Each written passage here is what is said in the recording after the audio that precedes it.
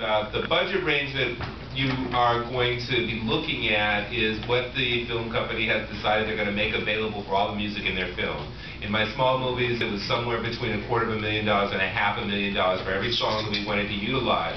The songs were priced somewhere between $3,000 and up, and maybe up to $40,000 or $50,000. But we didn't have a lot of money in a budget between $250,000 to $500,000 to license a lot of songs that were going to be expensive in the sense that they were going to be more than $4,000 or $5,000.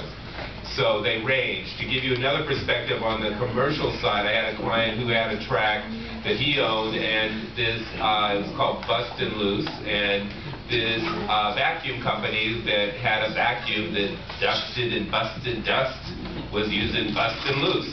And they wanted to pay over a high five-figure sum for the utilization of that in the commercial because it fit directly with their thematic thoughts. And on the TV side, I gave you the pricing list, so you can take a look at that. Gary, I got a question for you and Paul.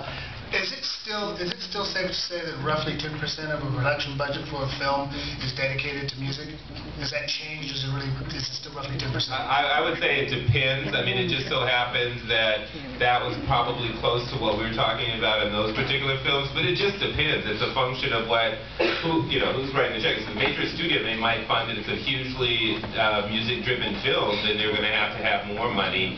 And the other thing that we did, and you have to consider, is that we were looking for more money to come in from the soundtrack album company to give an advance to the movie company on the soundtrack. It would make more money available in the pot to go out and get music that we would use on the soundtrack and in the film, so we could cover the downside cost of all the music. So there's a lot of factors that come into play. I just want to add to that, because Jerry posed an interesting question.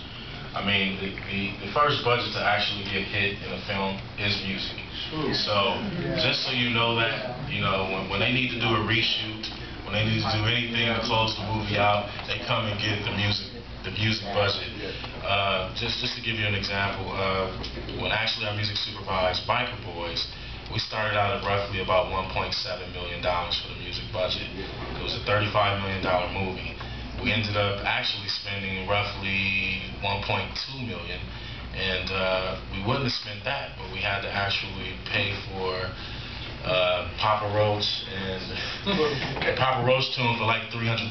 I'm basically just getting to the point. Your copyright, if it has a major artist on it, if it's produced by a Pharrell, or if you're a major producer, you can command more in the marketplace.